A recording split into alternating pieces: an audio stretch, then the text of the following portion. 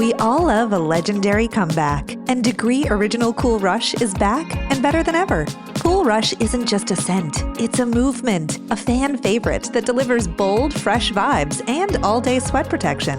Whether you have a man that spends hours in the gym, heads into the office early, or is just trying to stay fresh on a long day, Cool Rush has their back. Head to your local Walmart or Target and grab Degree Cool Rush, the fan favorite scent from the world's #1 antiperspirant brand.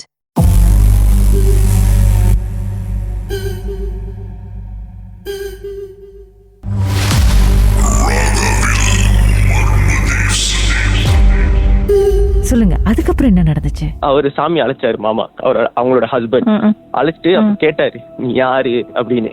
அவங்க சொல்ல மாட்டேன் சாத்திட்டு அடிச்சாங்க பாருங்க. அப்புறம் தான் சொன்னாங்க, என்ன ஒருத்த அனுப்புனா இந்த குடும்பம் வந்து ரொம்ப சந்தோஷமா இருக்கு அப்படி, அது அவனுக்கு பிடிக்கல. அப்ப அவர் கேட்டாரு யாரு, இவங்க சொல்ல மாட்டேன்ட்டாங்க. இந்த ஐ மீன் அவங்களுக்குள்ள இருக்குது சொல்ல முடியாது அப்படின்னு. அவங்க கேக்குறாங்க சாட்டை எடுத்து அடிக்கிறாங்க, முடியல. சரி, அதுக்கப்புறம் சரிப்பட்டு வராதுன்னா அது பாட்டில்ல அடைக்கலான்னு பார்த்தாங்க, உச்சி முடிய அந்த இது பண்ணி. ஆனா அது இது பண்ணும்போது அது முடியல, அது ரிலீஸ் ஆயிடுச்சு. எப்படியோ ரிலீஸ் ஆகி அது காலில் வந்து உட்காந்துருச்சு. அது உட்காந்தோன்னா அதுக்கப்புறம் முடியல, திரும்ப அது வந்துருச்சு அவங்களுக்குள்ளேயே. அதுக்கப்புறம் திரும்ப அவர் கேட்டாரு, சரி நீ எதுக்கு வந்திருக்கேன்னு கேட்டாரு. இல்ல இந்த இப்போ என்ன கதைனா, எங்க பெரியமா வந்து சாப்பாடு கடை வச்சிருக்காங்கன்னு இல்ல எஸ்டேட்ல. ஆக்சுவலி அந்த செய்வினை வந்து அவங்களுக்கு வச்சிருக்காங்க. இவங்களுக்கு என்ன பண்ணிருச்சு, ஏன்னா அவங்களுக்கு வந்து அந்த அம்மனோட அந்த ஒரு அருள் இருந்ததுனால என்னவோ அவங்களுக்குள்ள எதுவுமே பண்ண முடியல. இவங்க அந்த ரூமுக்கு போன உடனே அந்த ரூம்ல தான் அந்த செய்வினை ஜாமாவை வச்சிருக்காங்க. இது அவங்க மிதிட்டாங்களா எப்படின்னு, லைக் அது காத்து மாதிரி வச்சிருக்காங்க. இவங்க ரொம்ப வீக்கா இருந்திருக்காங்க, ஏன்னா இவங்க மனதளவுலயும் கொஞ்சம் வீக்கா இருந்திருக்காங்க. ஏன்னா இதுக்கு முன்னாடி இந்த மாதிரி சம்பவங்கள் எல்லாம் அவங்க நடந்திருக்கு. அவங்க கொஞ்சம் வீக்கா இருந்ததுனால அவங்களுக்குள்ள புரிஞ்சிருச்சு.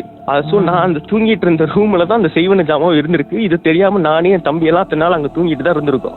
என் தம்பியே எப்பவுமே தனியா தான் அங்க ரூம்ல தூங்குவான். ஆனா நைட் எல்லாம் வந்து ரொம்ப டிஸ்டர்பன்ஸா இருக்கு அப்படின்னு சொல்லிட்டு அவனும் எப்பவுமே வெளியே வந்து படுத்துருவான். அவங்க அம்மா கிட்ட சொல்லும் போது கூட அவங்க அவ்வளவு பெருசா இது பண்ணிக்கல. ஆனா இப்போ இதெல்லாம் நடக்கும்போது தான் கேன் கனெக்ட் த டாட்ஸ்லா.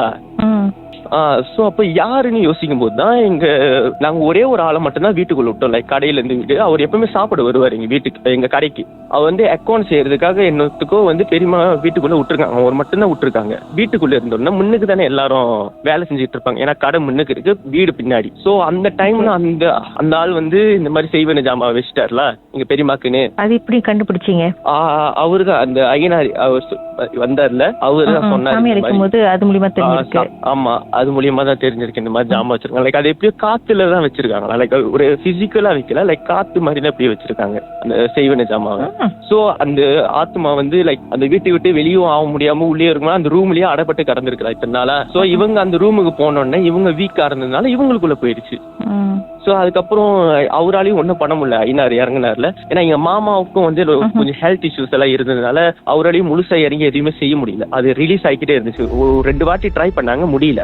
அப்போ அவர் சொல்லிட்டாரு, இல்ல ஏன்னா இன்னொரு தாத்தா ஒருத்தர் இருக்காரு, அவர் வந்து இன்னொரு எஸ்டேட்ல இருக்காரு.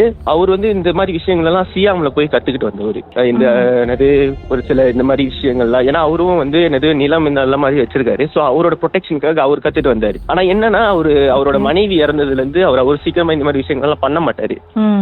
அதனால வந்து அவர்கிட்ட கூட்டிட்டு போகிறது கொஞ்சம் ஹெசிடேட் பண்ணோம். அதுக்கப்புறம் எங்க தாத்தா தான் திரும்ப கால் பண்ணி அவர்கிட்ட கெஞ்சி கூட்டிட்டு போக ஒத்துழைச்சாரு. ஆனா அந்த கோயில்ல அவங்களுக்கு கொஞ்சம் ஃபார்ம் பண்ணி வச்சிருந்தாங்க. அப்போ எங்க தாத்தா அந்த ஐயனார் இறங்கினார்ல, அவர் சொல்றாரு, பெத்தி நீ என்னது உனக்கு ஒன்னும் ஆகாது, நீ இன்னைக்கு இங்கேயே இரு, உன் வீட்டுக்கு முன்னுக்கு போவேனா, நீ இங்கேயே இரு, நீ இன்னைக்கு என் மடியில் தான் படுப்ப, சரியா, நீ பாதுகாப்பா இருப்பேன்னு. பதிலுக்கு அவங்க என்ன சொல்லியிருப்பாங்கன்னு நினைக்கிறீங்க? இல்ல தாத்தா, நாங்க முன்னுக்கு போனாதான் முடியும், நான் நினைச்சது நடக்கும் அப்படின்றாங்க. லைக் என்னது அந்த உயிர் எடுக்கிறது, அவங்களோட உயிரை. சரி, இல்ல ஒன்னும் ஆகாது, எங்கேயும் போக முடியாது, நீ இன்னைக்கு என் மடியில தான் தூங்குவ, நீ போய் அமைதியா இருந்தாரு. அதுக்கப்புறம் நாங்க வீட்டுக்கு கூட்டிட்டு வந்துட்டோம். மறுநாள் தான் திரும்ப வந்து அந்த இன்னொரு தாத்தா கிட்ட நாங்க கூட்டிட்டு போனோம். அந்த சியாம்ல இருக்கிறாருல, ஐ மீன் சியாம்ல அந்த விஷயங்கள் எல்லாம் கத்துக்கிட்டு வந்தாருல, அந்த தாத்தா கிட்ட கூட்டிட்டு போனோம். அங்க கூட்டிட்டு போனதுதான் இங்க பண்ண மாதிரி எதுவுமே பண்ணல. அவர் பாட்டுக்கு வந்தாரு, அமைதியா இங்க வந்து உட்காருனாரு. எங்க அத்தையும் அமைதியா போய் உட்காந்துட்டாங்க. அந்த அம்மனோட கண்ணுல இருக்கிற அந்த மைய எடுத்துட்டு வந்து அவர் என்னமோ செஞ்சு அந்த உச்சி முடிய புடிச்சு அந்த ஆணியில கட்டி கொடுத்துட்டாரு. இந்த போய் வீட்டுல இருக்கிற அந்த மரத்துல அடிச்சிருங்க. ஏன்னா வீட்டுல வந்து நாங்க துர்கை அம்மன் படத்துலயும் மரத்துல வந்து இந்த மலையாள பவானி அம்மன் ஒருத்தவங்க அவங்கள வச்சிருக்கோம் நாங்க. சோ அந்த மரத்துல போய் அடிச்சிருங்கன்ட்டாரு. எங்க கிட்ட இங்க அவ்வளவு திமிருந்தாங்க, என்னென்னமோ பண்ணாங்க. அங்க போய் அவர்கிட்ட ஒண்ணுமே பண்ண முடியல. ஏன்னா அவரு அவ்வளவு கூவாட் அந்த மாதிரி விஷயங்கள் எல்லாம். அப்படியே லைன்ல இருங்க, பாட்டுக்கு பிறகு மேலும் பேசுவோமே என்னதான் நடந்துச்சுன்னு.